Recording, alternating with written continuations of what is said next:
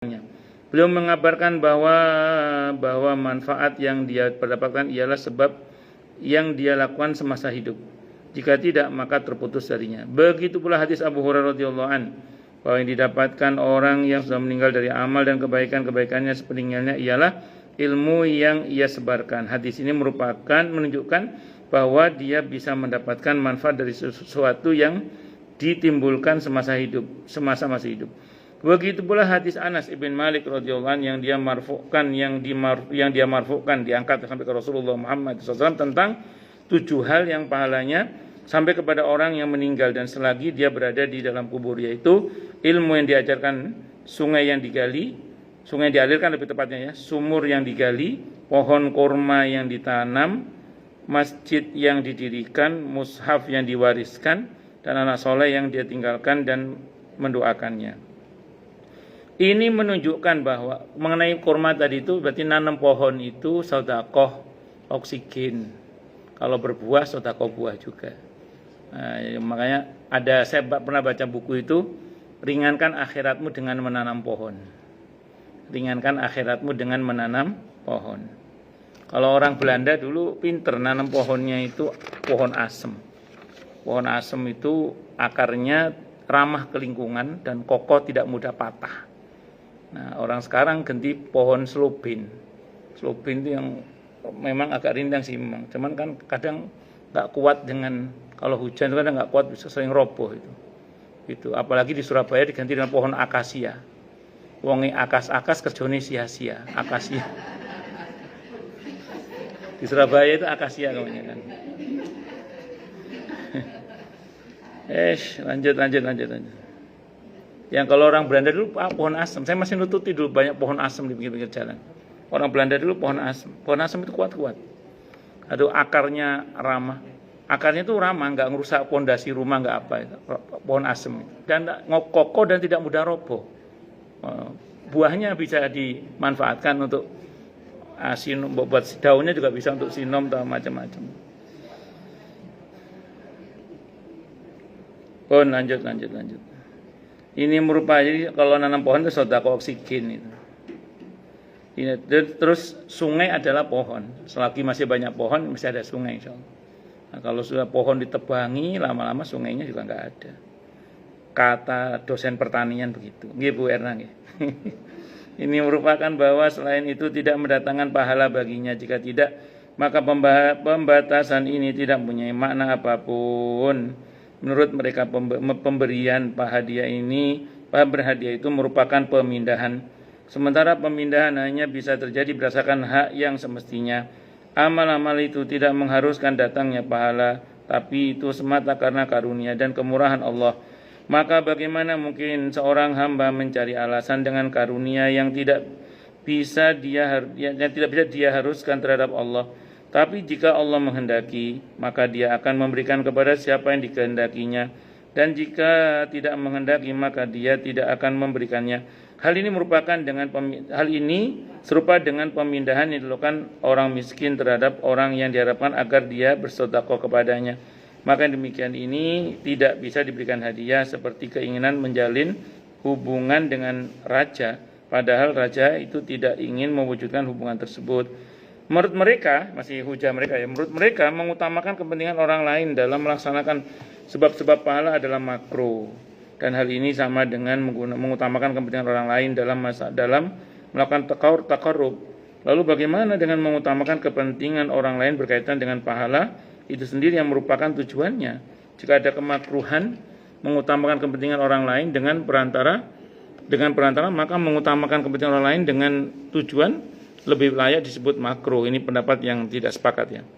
Al-Imam Ahmad rahimahullah memakruhkan meninggalkan shaf pertama dalam sholat jamaah karena mengutamakan kepentingan orang lain untuk menempati shaf yang pertama itu. Karena hal itu dianggap tidak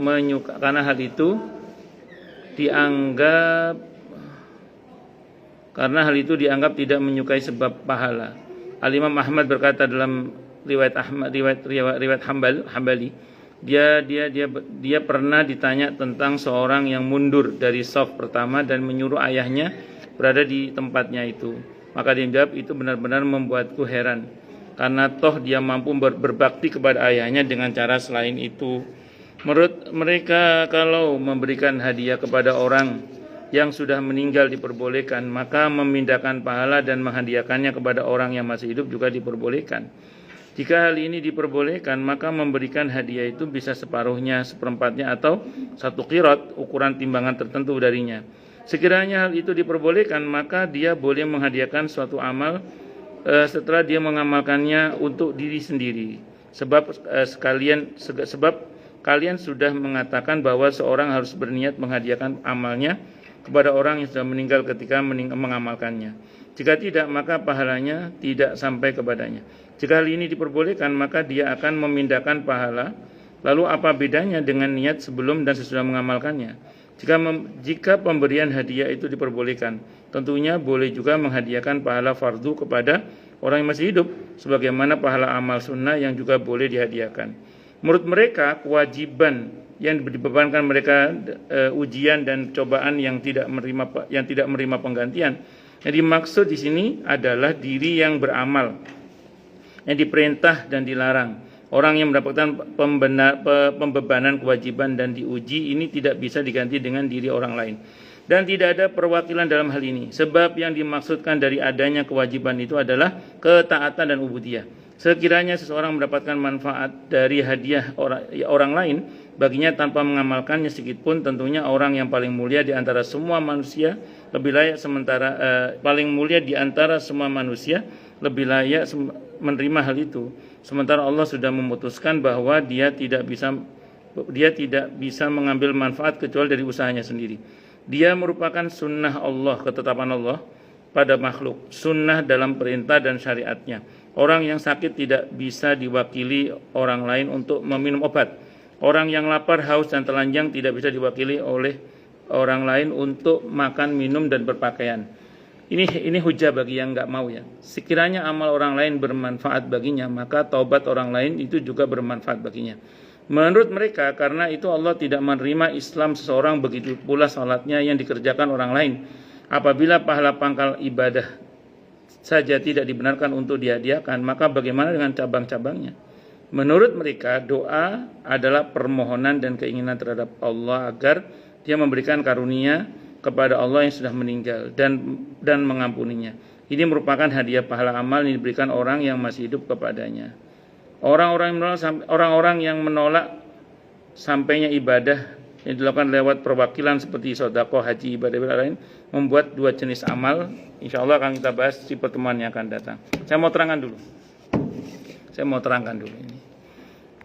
Allahu Akbar. Jadi bagi yang sepakat bahwa hadiah pahala itu sampai, kata Ibnu Qayyim Al-Jauziyah itu menggunakan pendekatan fadl, anugerah dari Allah.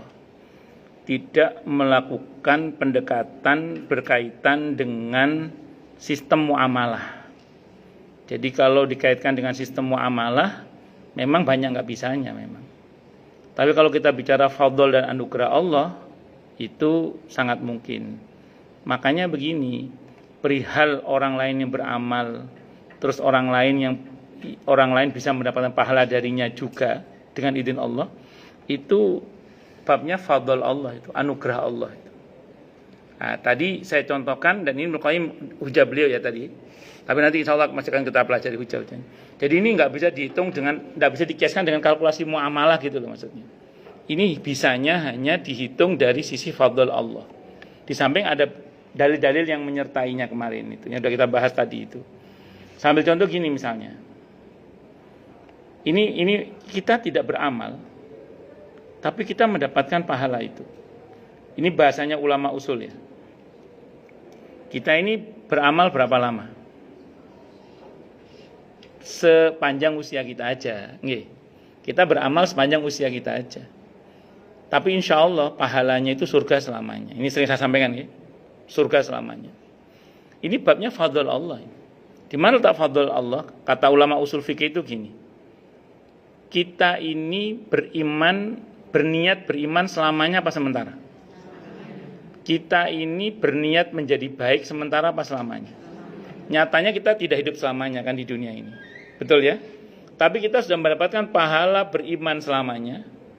kita sudah mendapatkan pahala berbuat baik selamanya. Sehingga itu fadl dari Allah, anugerah dari Allah. Makanya kita insya Allah, semoga kita diberi anugerah pahala surga selamanya. Padahal kita nggak beramal selamanya. Semoga amin Allahumma amin insyaallah. Itu seperti itu. Itu babnya apa? Fadl Allah itu. Kalau bukan karena fadl Allah tidak bisa itu. Itu anugerah dari Allah itu. Itu contoh saja. Nah, demikian juga nanti tadi saya contohkan. Kita ini berbuat kebaikan 1, diberi pahala berapa? 10. Yang 9 kita nggak ngerjain loh itu. Kita patutnya 1 kebaikan 1 toh, sebagaimana dosa kan? Tapi pahala enggak. 10 itu perkalian minimal. Bisa 100, bisa 700, bisa hingga tak berhingga. Itu kalau bukan anugerah Allah apa namanya itu? Jadi kita ini bisa mendapatkan pahala dari apa yang kita tidak pernah amalkan, tapi dari kita niatkan. Dari sekali kita kerjakan dapat kelipatan 10 karena anugerah Allah itu. Belum lagi hadis Bukhari tentang orang yang punya kebiasaan baik gitu. Terus ketika dia terhalang dari berbuat baik karena sakit atau safar, Allah bilang kepada malaikat, catat untuknya pahala seperti biasanya dia berbuat saat mukim atau saat dia sedang tidak sakit atau sehat. Kalau kata Ibnu Taimiyah, bahkan saat dia masih hidup, ketika dia sudah meninggal, itu masih terus catat kebaikannya. Yang jenengan ngaji begini ini, ketika kemudian sesaat terhalang tidak ngaji, tetap dapat pahala ngaji. Kenapa? Karena terbiasa ngaji. Bisa dimengerti gitu? Itu kalau bukan karena fadl Allah, bisa nggak kira-kira itu? Tidak bisa. Maka hadis tentang haji badal, puasanya seorang wali atas orang yang meninggal, dan beberapa kebaikan anak yang orang tua otomatis dapat bagian pahalanya. Itu kalau bukan anugerah Allah tidak bisa itu. Makanya kata Ibnu Qayyim, ini babnya bab fadl dari Allah. Bab fadl dari Allah. Ini anugerah dari Allah ini. Nah, makanya dan itu memang ada dasarnya gitu kata Ibnu Qayyim. Sementara yang membantah tadi pakai pendekatan ayat yang saya sebutkan tadi itu An-Najm ayat 39, terus pakai pendekatan logika muamalah. Tapi saya tidak memungkiri tadi ya, bahwa memang ulama dalam masalah ini berbeda pendapat, terutama untuk yang bagian ketiga. Yang pertama tadi, sependek yang saya pahami tidak ada khilaf. Anak untuk orang tua tadi. Yang kedua, dengan seseorang yang ada hubungan muamalah. Kayak ini anak asuh saya, anak angkat saya. Dia dulu saya membiayai sekolahnya. Karena ada hubungan amal. Nah itu, sependek yang saya pahami juga tidak ada khilaf. Tapi kalau yang tidak ada keterkaitan apa-apa, terus kemudian tiba-tiba untuk ini ada diskusinya. Kalau mengenai suami ke istri ke suami, hadisnya tadi muttafaqun alaih Bukhari Muslim, Nabi melakukan hal itu untuk Siti Khadijah radhiyallahu anha. Bisa dimengerti nggih? Nah, ada dalilnya. Jadi ini babnya bab fadl Allah. Jenengan nggak sepakat, saya sepakat sama logika yang dibangun oleh yang nggak setuju, monggo silahkan, tidak ada masalah. Ya, cuman 4 madhab sepakat sampai yang saya tahu. Wallahu a'lam bishawab. Monggo silakan yang mau tanya, protes, marah boleh. Monggo silakan. Waalaikumsalam warahmatullahi wabarakatuh. Mereka kita dibatalkan haji sama anak saya, karena suami saya pergi sendiri sekarang kan nggak mau kita.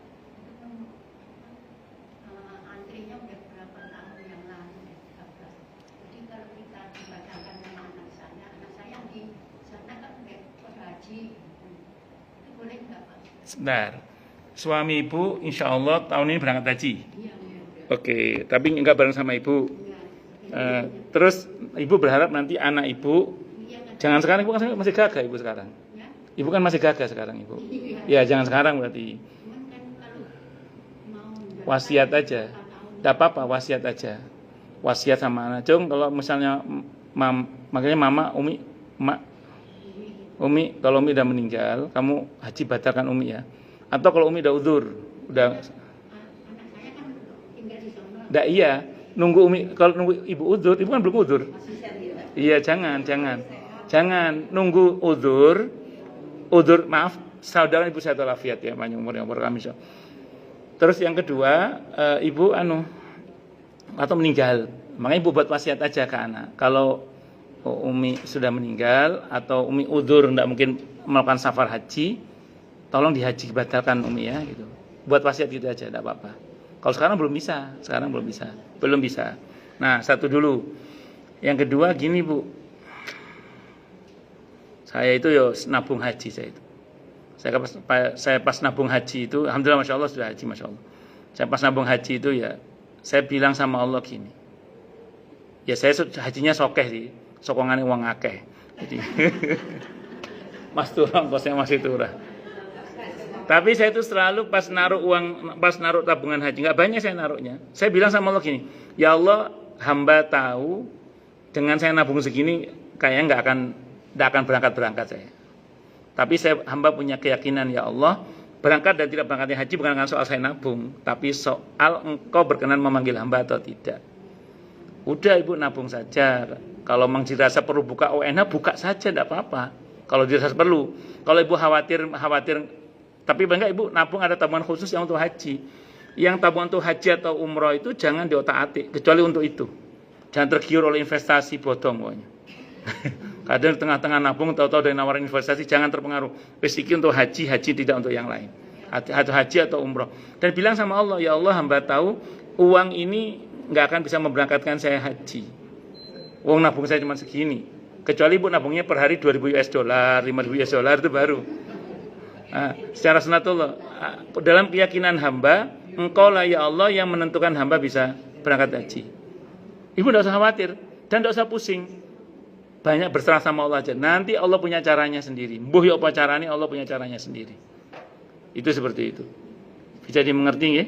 Oh, saya itu ini rahatus bini amcar nikmat Allah ya. Sedianya berangkat 2021 ditarik 2019. Coba bayangkan, maju 2 tahun. Qaddar Allah setelah itu pandemi kan. Ya, kalau Allah berkehendak semua, kalau Allah bilang berangkat mau apa coba? Berangkat. Janjane ya anu. Ngaten Ibu nggih. Pun. Satu lagi mungkin sebelum saya tutup. Ya, monggo silakan.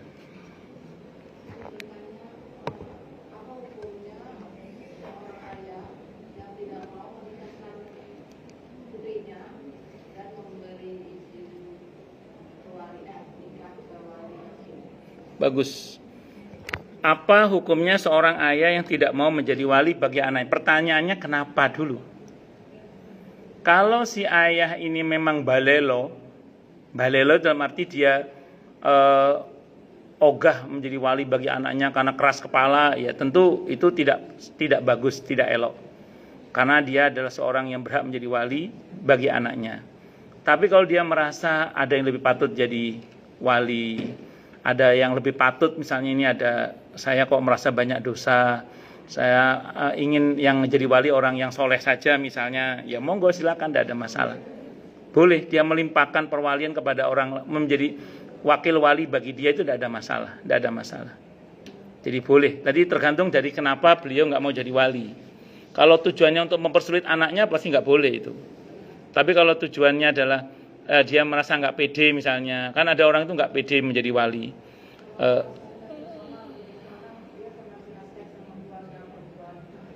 Berarti sentimen pribadi, sebenarnya nggak patut itu, kasihan anaknya juga kan. Iya, sebenarnya itu nggak patut itu sebenarnya. Saya pikir karena ada yang lebih baik menurut dia gitu. Nah, kalau sentimen pribadi itu nanti ya melanggar adab lah. Walaupun secara hukum fikih tetap boleh. Kalau kita bicara hukum, hak beliau untuk melimpahkan perwalian kepada orang lain yang beliau tunjuk, hak beliau sih. Cuman kan secara adab kan ya koyo ya opo dulu. Kalau alasan sentimen pribadi ya. Kan dia anak kandungnya dan dia kan wali mujbir dalam mazhab Syafi'i misalnya. Apalagi kalau itu anak gadis. Kalau janda beda bab lah misalnya. Itu seperti itu. Bisa dimengerti ya?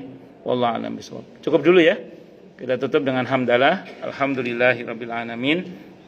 Semoga kajian kita bisa bermanfaat, mubarakah fi dini wa dunya wal akhirah untuk kita, keluarga kita dan seluruh umat Islam semuanya, dan mudah-mudahan kita semua dijadikan oleh Allah sebagai orang-orang yang sukses dunia akhirat, selamat dunia akhirat, bahagia dunia akhirat, dan dipermudah setiap urusan kita oleh Allah fi dini wa dunya wal akhirah. Semoga Allah limpahkan hidayah selalu untuk kita, semoga Allah tingkatkan selalu hidayah untuk kita, dan semoga Allah berikan hidayah untuk siapapun yang melihat kita. Subhanakallahumma bihamdika asyhadu an la ilaha illa anta astaghfiruka wa atubu ilaik. Sallallahu alaihi Muhammad wa ala alihi washabihi wasallam. Saya mohon maaf. Wassalamualaikum warahmatullahi wabarakatuh.